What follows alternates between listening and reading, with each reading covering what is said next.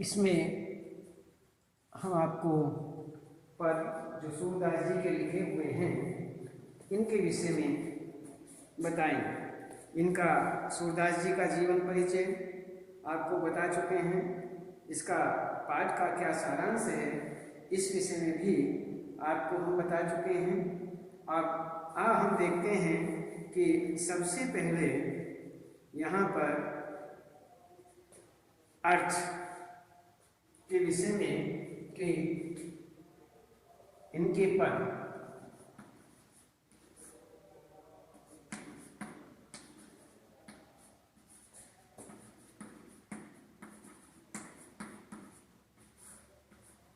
पदों का यहाँ पर संकेत किया गया है। उस संकेत के आधार पर देखिए, उद्धव तुम हो अति बड़भागी।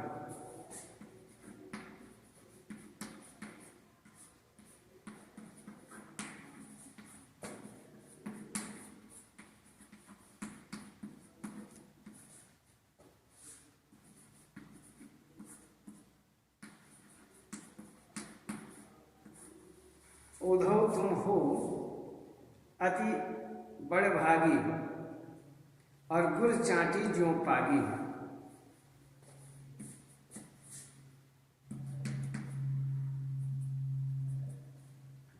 गुर चाटी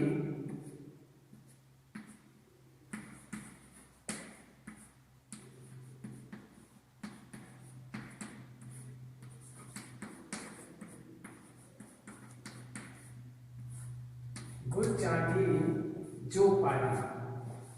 उद्धव ये हमारा एक पद हुआ। अब इसी ही संदर्भ में दूसरे पद की बात करते हैं। मन ही मांझ रही।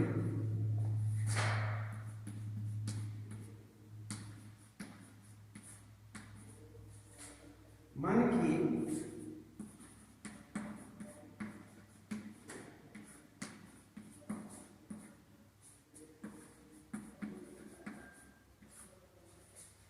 की मन ही मांझ रही।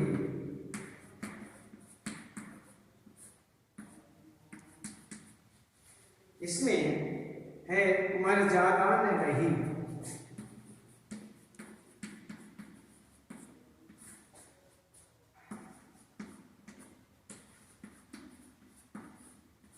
ये आपका इसमें दूसरा पद है। इसी तरह से आपका एक तीसरा पद है, हमारे हरे हारिल की लकड़ी। हमारे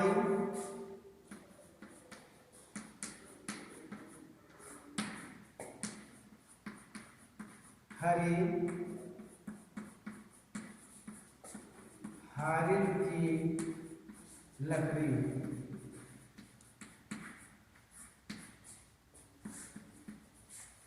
इसमें जिसके मन चक्री।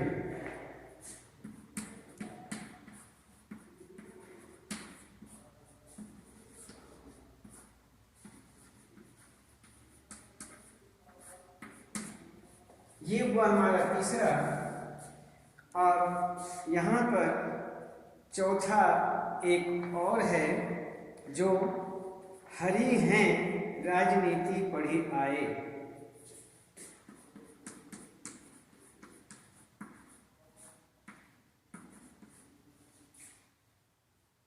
हरि हैं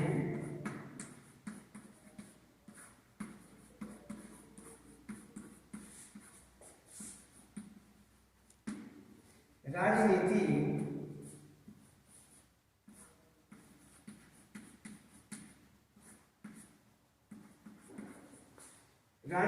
पढ़ी आए। और आगे कहते हैं जो प्रजा न जाहि सताए। जो प्रजा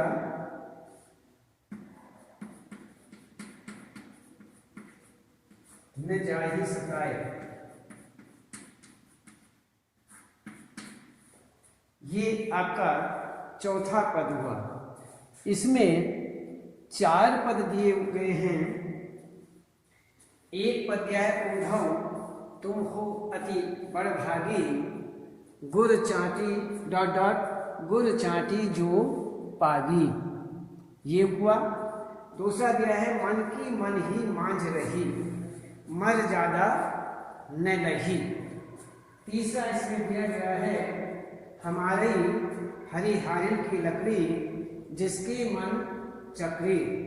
चौथा इसमें दिया गया है हरि हैं राजनीति पढ़ी आए, जो प्रजा न जाहि सताए। इसमें 4 पद सूरदास जी के दिए गए हैं। तो यहाँ पर ये पद सूरदास जी की रचना है और इस रचना के अंतर्गत ही यहाँ पर बताया जाता है। तो ये हुआ हमारा औधव तुम हो अति परभागी। तो गुर चाटी जो पागी, इसमें भगवान कृष्ण जो हैं और गोपियाँ, इसमें हम देखते हैं गोपियाँ जो हैं भगवान कृष्ण से प्रेम करती हैं और वह अपना प्रेम किस प्रकार से व्यक्त करती हैं। हमें ये देखना है कि वह किस प्रकार से अपना प्रेम व्यक्त कर रही है। तो सबसे पहले इसमें यही देखते हैं। और यहाँ गोपियाँ उद्धव से व्यंग करते हुए कहती हैं, उद्धव है भगवान कृष्ण आने के लिए कह रहे थे लेकिन वे नहीं आए। उन्होंने आने की जगह उद्धव को योग शिक्षा देने के लिए हमारे पास भेज दिया, लेकिन हम जानते हैं कि हम कृष्ण से प्रेम करती हैं और हम योग शिक्षा को प्राप्त नहीं कर सकती, ग्रहण नहीं कर सकती। यही कारण है कि वे आए नहीं और योग शिक्षा हमारे ऊपर लादने का प्रयास किया। तो यहाँ पर वह उद्धव से व्यंग करते हुए कह रही हैं कि आश्चर्य की बात है कि तुम श्री कृष्ण के निकट रहते हुए भी प्रेम बंधन में न बंध सके। तुम कैसे भाग्यशाली हो, अरे तुम कैसे भाग्यशाली हो कि तुम कृष्ण के समीप रहते हुए भी प्रेम बंधन में बंधित नहीं हुए, नहीं बंध पाए हो। आप कैसे भाग्यशाली हुए, अर्थात आप भाग्यशाली नहीं हैं, आप अच्छे नहीं हैं, आपका भाग्य अच्छा नहीं है। तो गोपियाँ उद्धव से इस प्रकार कहती हैं, यह कैसी भाग्य की विडंबना है कि तुम कृष्ण के निकट रहते हुए भी प्रेम बंधन से मुक्त रहे, उनके प्रति अनुराग उत्पन्न नहीं हुआ। आप जो हैं अपने अंदर प्रेम को उत्पन्न नहीं कर पाए। तुम श्री कृष्ण के समीप रहते हुए भी प्रेम से उसी प्रकार से अलग रहे जिस प्रकार पानी में रहते हुए कमल पत्र अलग ही रहता है। अब आप जानते होंगे कि कमल जो है कीचड़ में उगता है, वहीं खिलता है, वहीं पानी में रहता है, पानी में ही कमल होता है, पानी का उसका साथ होता है।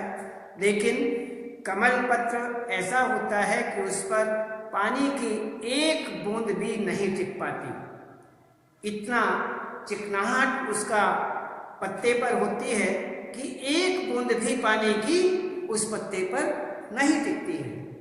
तो यहाँ वही उदाहरण दिया है कि अरे तुम श्री कृष्ण के पास रहते हुए भी आपके ऊपर प्रेम का कोई असर नहीं हुआ है। जिस प्रकार से पत्ते पर पानी का किसी भी प्रकार का स्पर्श नहीं हो पाता है, असर नहीं हो पाता है, उसी ही प्रकार से हे उद्धव तुम हो कि तुम कृष्ण के नजदीक रहते हुए भी भगवान कृष्ण से प्रेम नहीं कर पाए, इसलिए आप अभागे हैं। तो यहाँ पर एक आपको और कहते हैं, बताते हैं, पानी की एक बूंद भी उस पर नहीं ठहरती है। इसी प्रकार से तेल युक्त मटकी होती है, जिस प्रकार तेल से युक्त मटकी, कोई मटका, कोई बर्तन, मिट्टी का बर्तन, यदि तेल उस पर लेप दिया जाए, तेल उस पर लगा दिया जाए और उसे मटकी को पानी के अंदर डुबो दिया जाए, तो तेल के कारण उस मटकी के ऊपर कोई भी पानी की बूंद नहीं टिक पाएगी, अर्थात उसे स्पर्श नहीं करेगी, क्योंकि उस पर तेल लगा हुआ है। तेल युक्त मटकी को जल में डुबोने पर उसके ऊपर पानी की एक बूंद भी नहीं ठहरती। उसी प्रकार तुम भी कृष्ण के प्रति निकट रहते, कृष्ण के बहुत अधिक निकट रहते हुए भी प्रेम से सदा डूब रहे। तुमने प्रेम नदी में आज तक अपना पैर डुबोया ही नहीं, जो प्रेम के महत्व को जानकर। अरे उद्धव, तुम तो ऐसे हो कि तुमने उस प्रेम रूपी नदी में आज तक अपने पैर का स्पर्श ही नहीं किया, आपने डुबोया नहीं है, इसलिए आप प्रेम के विषय में क्या जाने? आप प्रेम के विषय में कुछ नहीं जानते, आप प्रेम के महत्व को नहीं जानते, तुम किसी के सौंदर्य पर मुग्ध ही नहीं हुए। आप जो कृष्ण हैं वो ऐसी सम्मोहन मूर्ति हैं कि अच्छे सम्मोहित हो जाते हैं, उनके प्रति अच्छे आकर्षित हो जाते हैं, लेकिन आप उनके प्रति भी सम्मोहित नहीं हो पाए हैं, आकर्षण आपका उनके प्रति नहीं हो पाया है। आप ऐसे हैं कि आप उन्हें जानते ही नहीं, आपसे प्रेम से आप सदा दूर रहे। तो इस प्रकार यहाँ पर तुम किसी के सौंदर्य पर मुग्ध ही नहीं हुए, इसलिए कृष्ण के अत्यधिक नजदीक होते हुए भी, निकट होते हुए भी आप उनके प्रेम को नहीं प्राप्त कर सके। तो तुम्हारी दृष्टि कृष्ण पर पड़ी ही नहीं है। यदि कृष्ण के ऊपर तुम्हारी दृष्टि पड़ जाती तो आप निश्चित रूप से उनके प्रेम के बंधन में बंध जाते। एक हम हैं, हम ही ऐसी भोली अबलाएं हैं जो श्री कृष्ण के सौंदर्य में वैसे ही उलझ गई जैसे चींटियां गुड़ के प्रति आसक्त होकर के ऐसे चिपट जाती हैं कि फिर अलग होना ही नहीं चाहती। हम ऐसी हैं कि हम जो गुड़ है उसके प्रति ऐसे आसक्त हुए, अर्थात जो कृष्ण है उनके प्रति हम ऐसे आसक्त हुए, ऐसे आकर्षित हुए, ऐसे सम्मोहित, उस रूप का सम्मोहन हमारे प्रति ऐसा हुआ, हम उसके प्रति ऐसे सम्मोहित हुए कि हम उस रूप से, उस प्रेम से सदा के लिए जुड़ गए, कभी भी अलग होने की हमारे मन में भावना पैदा नहीं हुई। अर्थात हम कृष्ण को हमेशा चाहते थे और चाहते हैं और हमेशा चाहते रहेंगे। तो ये स्थिति जो है हमारी है कि फिर उनसे अलग होना नहीं चाहते हैं। तो हम कृष्ण से प्रेम करते हैं, प्रेम करते थे, प्रेम करते हैं और प्रेम करते ही रहेंगे। इसलिए हे उद्धव, आप अपने योग को अपने पास रखें और हम केवल प्रेम को प्रधानता देते हैं, हम प्रेम करते हैं और प्रेम ही करते रहेंगे। तो इस प्रकार से यहाँ गोपियाँ जो हैं, कृष्ण गोपियाँ जो हैं उद्धव को इस प्रकार से उलाहना दे रही हैं। अब आगे हम देखते हैं कि हमारे सामने मन ही बाज रही, मर ज्यादा न रही। तो इसमें यहाँ ये देखा गया है कि गोपियाँ जो हैं ये कहना चाहती हैं अपने प्रेम को श्री कृष्ण के समक्ष सामने प्रकट नहीं करने के कारण।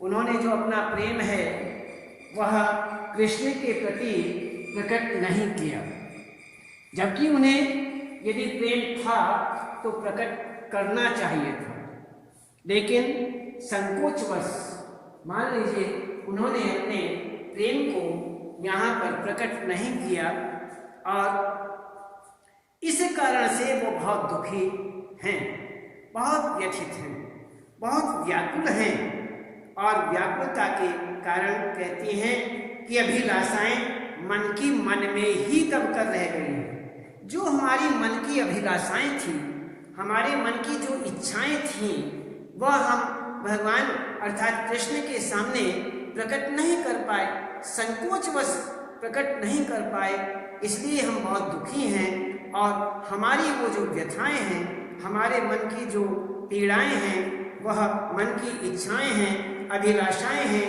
वो मन की मन में ही रह गई हैं, वो दब करके रह गई हैं। तो इसलिए अपने मन की जो व्यथा है किससे जा कर के कहें? हम अपने मन की जो व्यथा है किसे कहें? हम किसी को कह भी नहीं सकते हैं। केवल कहने का एक ही साधन था, अर्थात एक पत्नी अपनी पीड़ाओं को अपने पति को कह सकती है। ये वास्तविकता है, जिसके पास जो नजदीक होते हैं वह सहज उस प्रक्रिया को पूर्ण रूप से कर सकते हैं। तो यहाँ गोपियाँ जो हैं, गोपियाँ इस तरह का विचार कर रही हैं और कह रही हैं, हे उद्धव, हम अपने मन की पीड़ा को किससे कहें, और यदि हम कहते तो वह हमारे पास नहीं है। तो हमने आपको बताया कि एक पत्नी अपनी पीड़ा, अपनी व्यथा को केवल अपने पति को ही कह सकती हैं, लेकिन वह प्रेमी, वह पति उनके पास नहीं है, वो प्रवास पर गया हुआ है, बाहर गया हुआ है। इसलिए उन पीड़ाओं को किस प्रकार से और किसको कहें? इसलिए यहाँ यह मन ही मन गोपियाँ बहुत दुखी हैं, व्यथित हैं। तो इसी प्रकार से वह कह रहे हैं कि अपनी व्यथा को हम जाकर के किससे कहें? प्रेम पीड़ा को दूसरों के सामने प्रकट भी तो नहीं कर सकती। श्री कृष्ण के लौटने की मन में आशा सजोए हुए थे, बहुत आशा थी।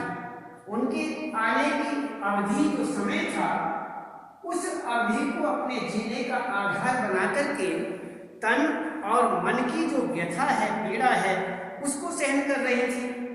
क्या करें? किंतु अब तुम्हारे द्वारा योग संदेश भेजकर सुनकर विरह पीड़ा अचानक हमारी बढ़ गई है। हमने आपको बताया था कि एक श्रृंगार रस होता है। श्रृंगार रस में दो पक्ष माने जाते हैं। एक होता है संयोग और दूसरा होता है वियोग। संयोग होता है मिलन, मिलने को हम संयोग कहते हैं, और यहाँ पर दूसरा पक्ष वियोग का होता है, जब प्रेमी और प्रेमिका आपस में एक साथ रहते हैं तो संयोग कहा जाता है, और एक साथ रहते हुए अर्थात अलग अलग हो जाते हैं तो वहाँ पर वियोग श्रृंगार कहा जाता है।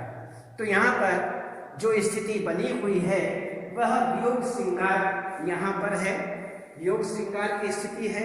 तो उसी के विषय में कह रहे हैं कि यहाँ पर आपने और ऊपर से हमें योग संदेश सुनकर के, अर्थात आपके द्वारा कृष्ण ने जो योग संदेश हमारे लिए भेजा है वह सुनकर हमारी और विरह पीड़ा बढ़ गई है। तो विरह पीड़ा में जलती हुई हमें अपनी रक्षा का जिनसे सहारा था। इसमें इस विरह की अवस्था में जिनसे हमें सहारा मिलना था वह रक्षा की आशा थी, जिसे हम पुकार सकते थे। उसी ओर से योग की धारा बहने लगी, अर्थात उन्होंने अपने आप आकर के हमारी पीड़ाओं को शांत नहीं किया। उन्हें तो स्वयं आना चाहिए था और हमारी जो पीड़ाएं थी, व्यथा थी, उसको शांत करते, जो हमारी इच्छाएं थी उनकी पूर्ति करते, लेकिन वह अपने आप नहीं आए, बल्कि आपको एक योग संदेश लेकर के हमारे पास भेज दिया, जिससे हमारी विरह वेदना जो है और तीव्रता से बढ़ गए। तो उसी ही योग की धारा यहाँ पर बह रही है और हम एक तरह से बड़ी ही व्यथा में हैं। इसलिए हमें पूर्ण आशा थी कि एक दिन अवश्य ही श्री कृष्ण आकर हमारी पीड़ा को शांत करेंगे। आशा के विपरीत उन्होंने योग का संदेश भेज दिया और अंत में गोपियां व्यथित मन से उद्धव को उलाहना देती हैं कि जिनके कारण हमने अपनी मर्यादाओं को छोड़ दिया था, उन्होंने अपनी मर्यादा का पालन नहीं किया। कहते हैं कि जिनके द्वारा हमने अपनी मर्यादाओं को भी छोड़ दिया, हमने अपनी मर्यादा का भी ध्यान नहीं रखा, मर्यादा को भी लांघ गए, लेकिन क्या हुआ, उन्होंने हमारी मर्यादा का ध्यान नहीं रखा। इसलिए यहाँ पर अब हम कैसे धैर्य धारण करें? कहते हैं कि अब हम किस प्रकार से धैर्य धारण करें, इसलिए हम धैर्य धारण करने में असमर्थ हो रहे हैं। तो यहाँ पर मन की मन ही मांझ रही, कहिए जाई कौन बे बुधौ, नाही परत कहीं, अवधि आधार आस आवन की, तन मन बिथा सही, अब इन जोग संदेश सुनी, बिरहिनी बिरह दही, चाहती हुती गुहार जितही तई, उत तई धार बही, सूरदास अब धीर धरही क्यों, मर जादा में रही। तो इस प्रकार से यहाँ पर आपको हमने इसका एक भाव बताया, भावार्थ बताया। इस भावार्थ के अंतर्गत आप अच्छी तरह से इसको करेंगे और उसके बाद हम आपको कल बताएंगे।